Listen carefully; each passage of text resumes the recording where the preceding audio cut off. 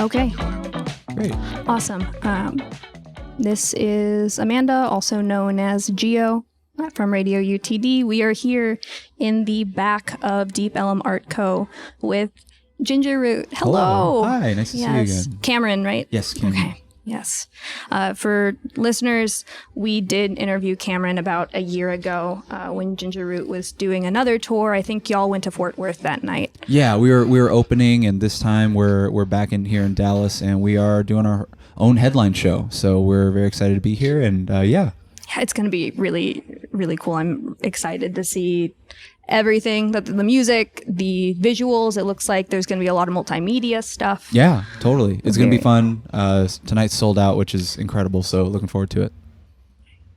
Last time you were on tour, we were talking about how it was only a matter of time until you hit 100K on YouTube. And then like maybe weeks, maybe a month after you hit it. Yeah, and now you're like double that. Yeah, it's crazy. It's like over 250 now. Yeah, that silver plaque came in, when we hit 100K, and I showed it to my grandma, and we were trying to explain to her what it was, and she's like, "This is great! Like, congratulations!" So, yeah, big milestone, and happy to hit it, and hopefully one day we'll get that gold plaque, and we'll get 1 million subscribers.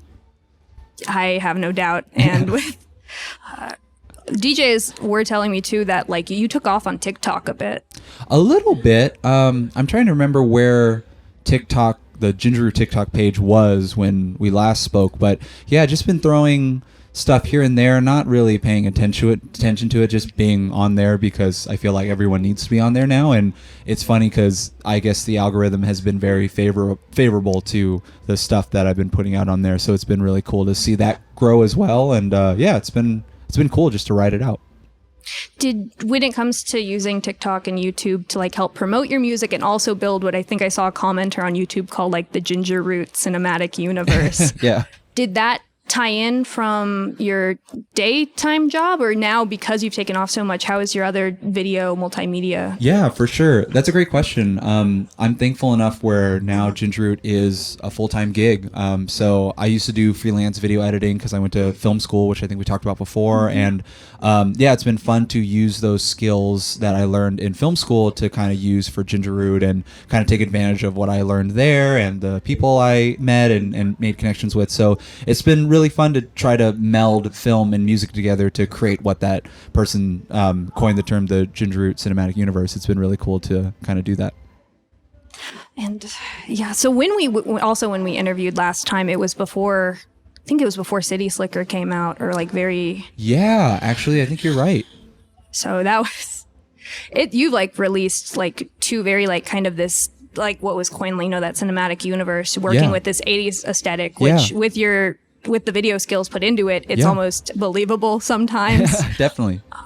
So how did that come about? Because like when I did overlook what we talked about last time, and it seemed like this wasn't even the 80s vibe that was hinted at. It was still there. Yeah. Yeah, definitely. In terms of like trying to, I guess like from City Slicker, we tried our best to maybe evoke the feelings of 80s or just, nostalgia in general for kind of that time period. But I think with the new record, Nisei Mono, I really wanted to try to get as close as I could to like what it actually looked like back then. So I watched a ton of reruns of like VHS rips of, Japanese late night music shows and interviews and dramas and movies back then. And like me and my video creative partner, David, we really sat down. We're like, okay, how did they get this look, and how do we get that in 2022? And honestly, a big part of it was to use gear that they used back then. A lot of video plugins try to do their best, but they look kind of all the same. And so one of the key things we tried to do is to get equipment that actually came from the time period, and that's basically the secret sauce.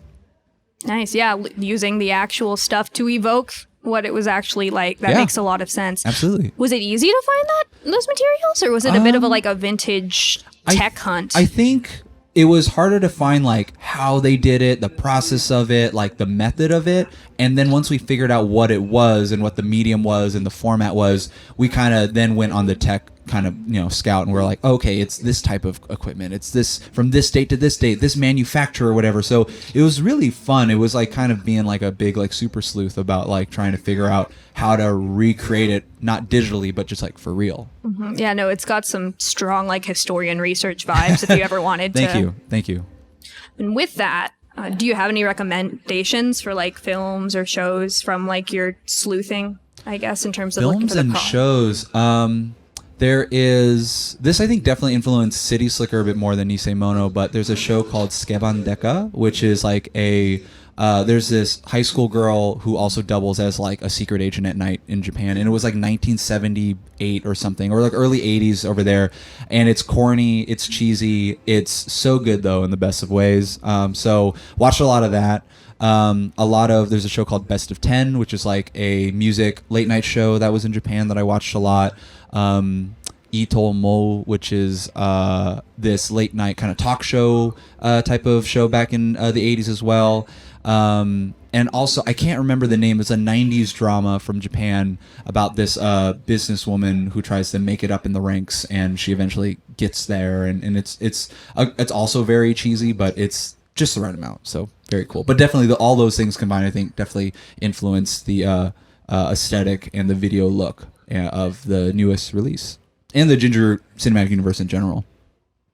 That's awesome. And just talking about kind of this film style too, just how you've been kind of promoting it on YouTube has been really cool to see. Yeah, again, it's like sometimes you question, like, I know this is fake, right? But the quality, like you did a really good job at research. The quality is so good. Thank you very much. I did notice you released also like a kind of a tour recap so far. Yeah. So what inspired you to do that? It was kind of half marketing and half like just kind of building out this cinematic universe. It was like, why don't we get testimonials of the people who actually came to the show, through our fake news station or whatever. So it's like half fake, half reality. And I think like at the time, we really need to figure out how to get people excited for the second leg of like the West Coast and Texas dates and everything, because we had a break in between. And I was like, oh, it'd be great if we interviewed people and we just had it as like a fake news segment and we get real testimonials. And it was great because, the funny thing, I think the coolest part of that whole like video was when I was editing it, like when I'm at the merch table and I'm meeting people or after shows, it's a very quick interaction, and a lot of people, which is really weird, are like nervous to talk to me. It's really funny. I'm just a normal person though, but in front of the camera with the microphone, because it's David, who I mentioned earlier, behind the camera, not me, they kind of let loose and they really describe the show in the purest form, and I'll never get to see that. So it was really encouraging to see and hear people's reactions towards the show, or their anticipation for the show, or their favorite moments, or their favorite song. That was really, I think, a really special thing to watch and edit that clip and that video and see everyone in that lens. Yeah, it was really special when you put it like that. It is true, because you did get very popular, and it makes like, it creates that, that personality. Yeah. It also, I think it was fun to invite the listeners in the audience to be a part of like this whole world. The cinema, yeah. Yeah. So I think that was, really fun for the people who made the cut, definitely. Yeah, they might be making their own OCs in like 1983. Yeah, right. Like names and occupations. Crazy. Yeah. Who knows? The universe can only grow.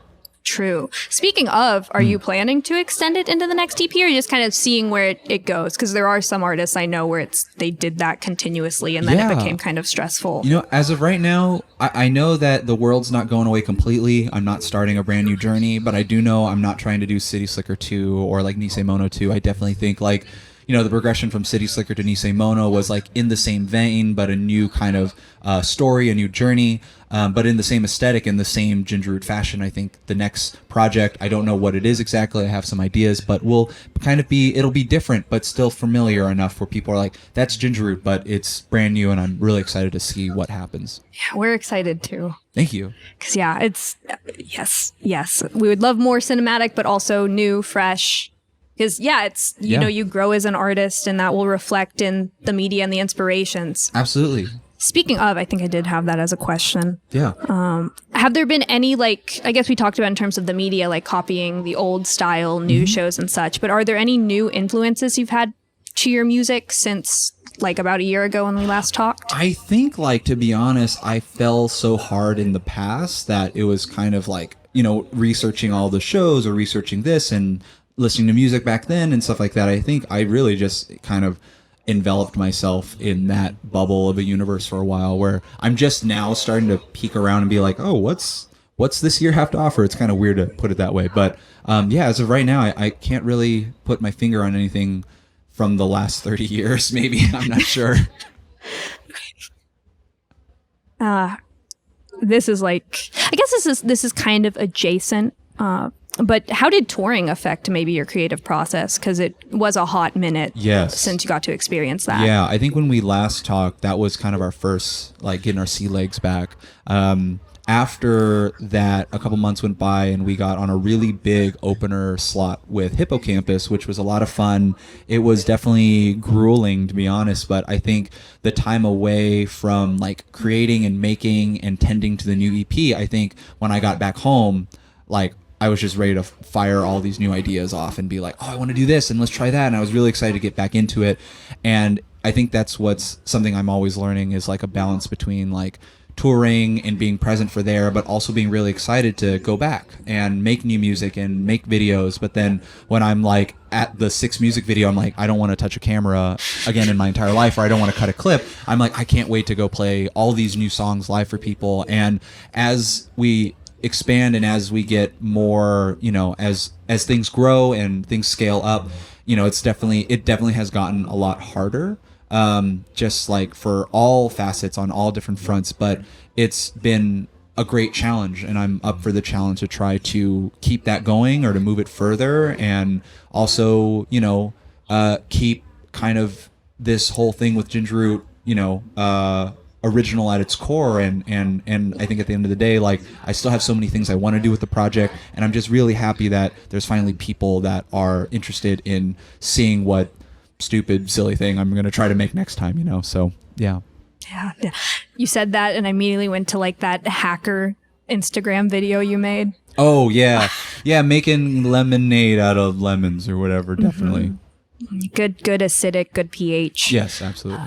I noticed that also this tour is taking y'all to Japan. Yes. How are you feeling? Are you excited? Dude, I hope I would assume. I'm so excited. It's been a dream to play there ever since I started playing music. And the craziest thing that I tell everyone is that our Tokyo show night 1 sold out faster than our hometown, which is crazy. And then we added a second night that sold out faster than our hometown too. Like both those shows, which is really crazy.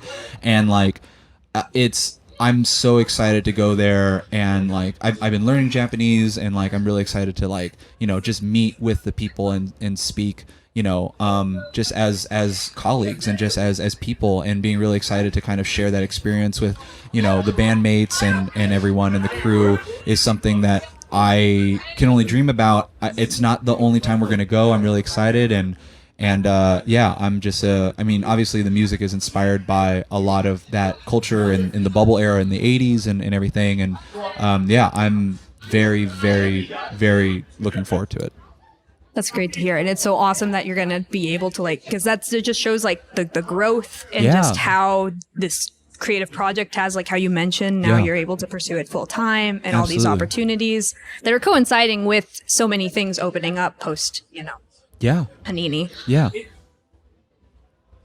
But with that, I do have like a very out of left field question, perhaps. Sure. So there was a Nintendo Indie Direct yesterday. Okay. And it had a great assortment, and what was really like aesthetic building, scenario building, mood making was the music and these original soundtracks for all these video games. Yeah. So we talked about like 80s movie and show inspiration for you, but like if you ever like wanted to pursue making a soundtrack or something for like an indie video game, or even one if you got into video game making because you've got some multimedia experience, what would you like envision like your ideal video game Ginger Root collab to be? What's really funny is that's one of the ideas I want to do. I don't know if it's the next project. I don't know if it's in 3 years or whatever, but I'd love to make my own rhythm game. and I make all the music. I grew up on Rhythm Heaven, you know, and stuff like that, and you know, for the DS, for the Game Boy, for the Wii, I bought them all. I love that. And yeah, so yeah, that might happen sooner or later. I'd love to do that in Ginger Root's career, is to make all the music and to make an actual like rhythm game, which would be super fun. That would be very fun, very awesome, and it ties in with how I think you mentioned last time, like rhythm when it comes to music, when it comes to video editing. Yeah. It's a very strong pull. It's a very strong inspiration. Absolutely. It's a very strong element. Yeah, absolutely. So it would be a very, very fun rhythm game if it ever came out. Yeah, here's hoping. Here's hoping. Yeah, there's a lot of ways to learn video game design nowadays with the internet. Yes, another challenge to pursue. Absolutely. Excited to see all of your new stuff in the future. Thank you so much. Yeah. Thanks for this interview. Yeah, awesome.